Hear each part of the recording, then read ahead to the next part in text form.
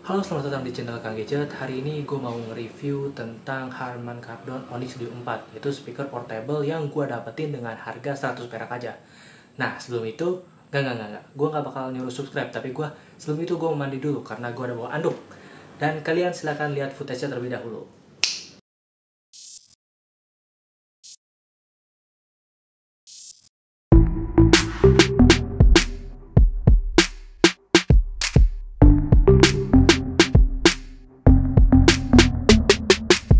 Nah, jadi gue bakal cerita sedikit kenapa gue bisa mendapatkan Harman Kardon Onyx Studio 4 ini dengan harga 100 perak aja.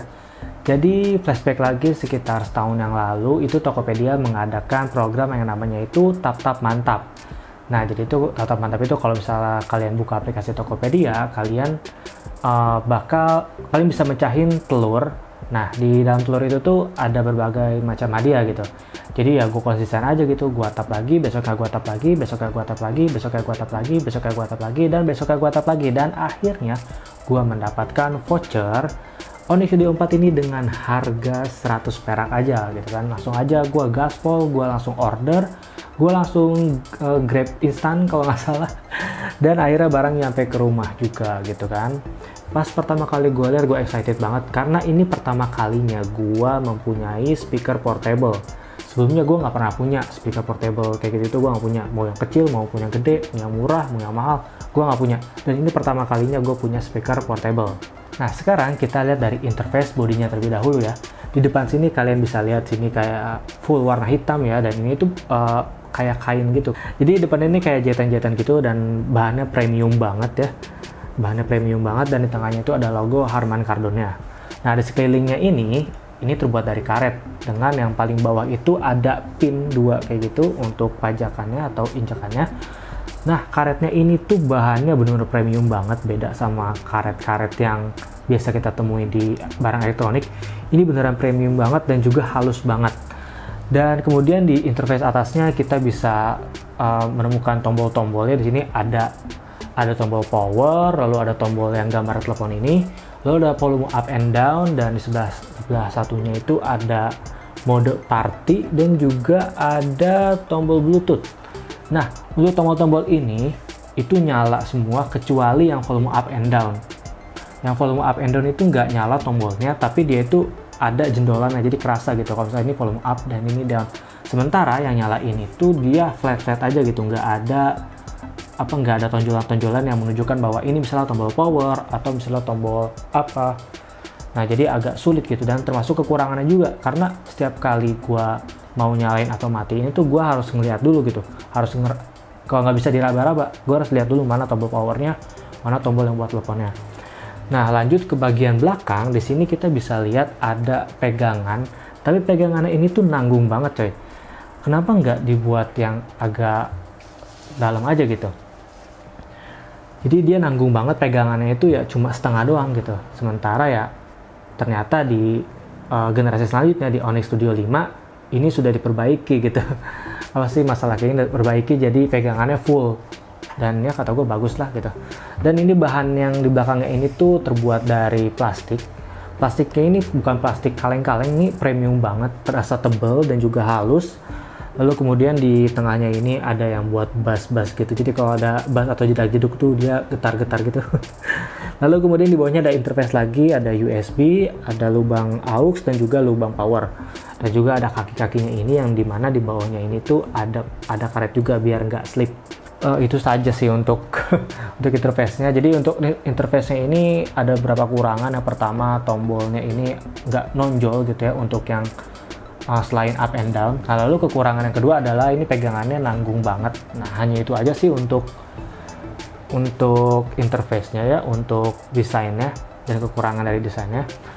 Dan untuk bobotnya sendiri ini sekitar 2 kilo, dan emang 2 kilo sih kalau misalnya kita lihat di situs resminya. Nah, jadi untuk bagian softwarenya si Harman Kardon ini tuh punya aplikasi yang namanya HK Connect. HK tuh Harman Kardon ya. Dan kalau misalnya gua lihat di sini, sebentar ya gua connectin terlebih dahulu. Jadi di aplikasinya ini kita bisa lihat sisa baterai dari speaker ini. Lalu ada menu yang namanya itu party, di mana party ini tuh kita bisa menggabungkan beberapa speaker Harman Kardon ini. Misalnya kita punya 5 nih kan, kita mau party, jadi kita bisa dikonekin semua dan suaranya itu pasti menggelegar banget gitu. Jadi kita gabungin semuanya itu. Nah, kemudian ada lagi menu yang namanya stereo. Nah, ini pun sebenarnya fitur sekaligus kekurangan karena si speaker ini dia speakernya itu hanya mono, bukan stereo. Jadi kalau misalnya mau stereo, kalian harus punya satu lagi. Jadi ya secara langsung kalian keluar duit lagi. Tapi walaupun cuma mono, suara yang dihasilkan itu bener-bener bagus banget. Karena jujur aja, gue nggak pernah dengar portable speaker sebagus ini gitu. Ya ini sih apa sih pribadi gue ya, preferensi gue sendiri. Karena ya gue sebelumnya nggak punya speaker portable dan akhirnya gue punya, dan gue benar-benar suka banget sama suaranya meskipun dia nggak stereo. Nah lalu pada aplikasi ini kita juga bisa mengganti fungsi tombol tombol yang gambar telepon ini. Apakah kita mau mengganti fungsi menjadi play atau pause, atau mau menjadi trigger untuk telepon atau enggak Google Assistant. Ya ini dia punya mic juga, jadi kalau misalnya kita telepon ke sini misalnya halo gitu, bisa dia karena dia punya mic. Nah jadi bisa diganti fungsinya. Kemudian sisanya ya cuma hal basic aja, kayak misalnya di sini kita bisa lihat firmware speakernya berapa, aplikasi versinya berapa, dan lain-lain. Cuma gitu aja sih. Ya aplikasi yang sebenarnya tuh ya fungsinya dikit, tapi ya bagus juga gitu kalau ada. Nah untuk baterainya sendiri, si Harman Kardon ini tuh punya kapasitas sebesar 3000 mAh. Dan untuk ngecasnya juga itu ya lumayan lah ya, sekitar 2 jam sampai 3 jam penuh gitu. Dan untuk pemakaian gua sih beda ya dengan yang dibilang sama websitenya. Kalau misalnya di websitenya bilang dia 8 jam, bisa mutar lagu 8 jam gitu kan, dengan tergantung musiknya apa dan juga volumenya berapa gitu. Ya pokoknya sekitar 8 jam. Tapi pada real time-nya gue sering pakai lebih dari 8 jam biasanya. Ya biasanya gue ngerjain tugas dari jam 10 malam sampai jam 3 malam, dan itu baru habis 3 hari kemudian gitu. Jadi ya jam 10 sampai jam 3, jam 10 sampai jam 3, jam 10 sampai jam 3, dan itu baru habis. Dan ini termasuk awet banget gitu untuk baterai 3000 mAh. Dan juga dia punya otomatis mati gitu. Jadi kalau misalnya dia nggak connect ke device apapun, dalam beberapa menit dia langsung mati, jadi bisa hemat daya. Dan juga Bluetooth yang dipakai di speakernya adalah Bluetooth 4,2, bukan Bluetooth 5 ya. Ya emang udah agak jadul sih sebenarnya, karena kan emang ini juga keluaran lama, udah ada yang versi baru juga lagi kan. Tapi walaupun gitu ya masih bagus banget sih, ini masih ya namanya juga speaker mahal. Sombong banget sih, nggak boleh sombong yo. Nah biasanya gue kalau misalnya di kamar itu pakai speaker ini dengan volume sekitar 20-30% aja, karena pada volume segitu aja tuh udah kencang banget gitu, apalagi kalau misalnya di atas itu. Dan emang bener, gue biasanya tuh kalau misalnya di rumah gue lagi nggak ada banyak orang gitu, ya gue biasanya nyetel musik kencang aja gitu, biar gue nggak ngerasa sepi juga. Jadi gue sambil nyuci, sambil gantungin baju gitu, gue sambil dengerin lagu, dan itu gue fullin aja. Dan suaranya itu benar-benar kenceng banget, satu rumah itu bisa kedengeran semua. Dan makanya gue kalau misalnya di kamar, gue biasanya cuma setel 20-30% aja, nggak mau lebih gitu, sekalian hemat daya juga. Dan langsung aja kita coba ya speaker ini suaranya seperti apa. Gue cari lagu terlebih dahulu. Di sini gue pakai lagu yang nggak copyright. Gue takutnya tuh lagunya copyright aja gitu. Tapi gue di sini gue pakai lagu yang nggak tahu punya siapa di YouTube, dan sering banget dipakai orang, tapi nggak pernah ada yang ngeklaim dan nggak ada yang tahu ini lagu siapa. Dan langsung aja kita dengerin.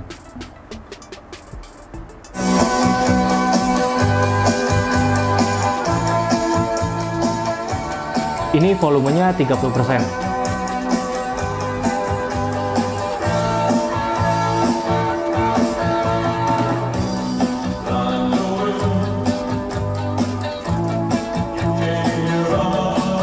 Kita naikin ke 50%.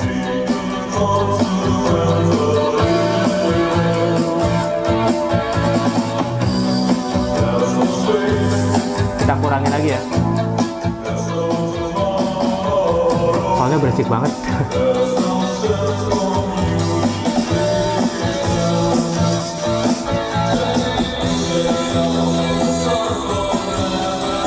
Dan kalian bisa dengar sendiri suaranya kayak gimana, bassnya gimana, vokalnya gimana, bisa kalian nilai sendiri.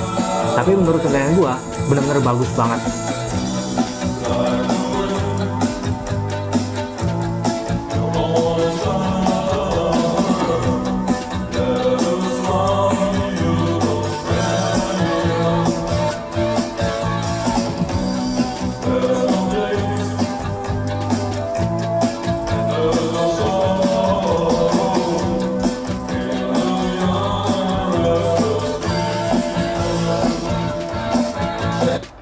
Nah, itu adalah contoh dari speaker ini ya suaranya, dan menurut gua suara yang dihasilkan itu benar-benar balance gitu antara bass yang keluar, vokal yang keluar, dan juga treble-nya.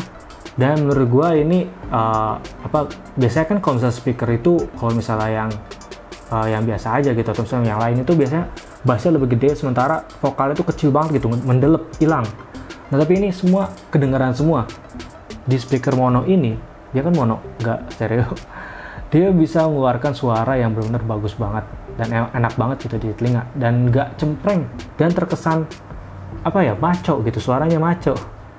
Dan juga lebih ke warm. Kalau misalnya kalian sedikit ngerti ya, gue juga sebenarnya nggak ngerti-ngerti amat sih. Cuma gue bilang warm karena beda gitu. Kalau misalnya dengan speaker yang lain tuh beda. Kalau warm itu yang ada di pikiran gue adalah suaranya tuh nyaman, pas gitu di telinga gue, dan bikin gue senang. Itu gue nyebutnya warm. Ya pokoknya kayak gitu dah kalau penilaian gue pribadi ya. Ya itu aja review dari Kang Gadget. Gimana untuk speaker ini di tahun 2020, apakah worth it? Jelas worth it banget. Kalau misalnya kalian punya budget sekitar 1-2 juta, kalau misalnya kalian mau beli JBL yang harga segitu juga boleh. Kalau misalnya kalian mau beli ini juga boleh. Lagian juga harganya ini sudah turun. Yang tadinya itu awalnya dulu waktu gue pengen beli, bukan pengen beli sih, waktu gue lihat harga-harganya itu masih sekitar 2 jutaan. Nah sekarang udah tinggal 1,5 juta. Dan kalau misalnya kalian butuh speaker untuk hiburan di rumah, atau misalnya kalian untuk jalan-jalan bersama, misalnya untuk keluarga lah ya, keluarga atau enggak teman-teman kalian, itu masih enak pakai speaker ini karena jujur aja emang suaranya kenceng banget gitu. Dan bisa juga kalau misalnya kalian mau pakai untuk di kamar kalian ya, ini keren banget sih. Dan apakah worth it gitu dibanding dengan harga yang ratusan ribu? Tergantung kebutuhan. Kalau misalnya emang kalian budgetnya terbatas, gak usah maksain gitu. Yang itu juga sebenarnya sudah bagus. JBL sih, JBL gue tuh menurut gue tuh udah bagus kok di harga segitu. Cuma ya mungkin beda aja seleranya gitu. Kalau misalnya gue denger sih di kuping gue masih biasa aja gitu. Dan ya udah gue lebih memilih ini yang karena emang gue dapat harga 100 perak doang juga gitu. Jadi ya udah gue nikmatin aja ini. Oke, segitu aja review dari Kang Gadget. Dan kalau misalnya ada kurang-kurang atau ada komen atau ada saran, ada kritik apapun itu, silakan taruh di kolom komentar aja. Jangan lupa untuk cuci tangan dan selalu jaga kesehatan, oke? Dan jangan lupa juga untuk share teman-teman kalian dan bilang kalau misalnya Kang Gadget punya speaker dengan harga 100 perak gitu. Gue yang pamit dan bye!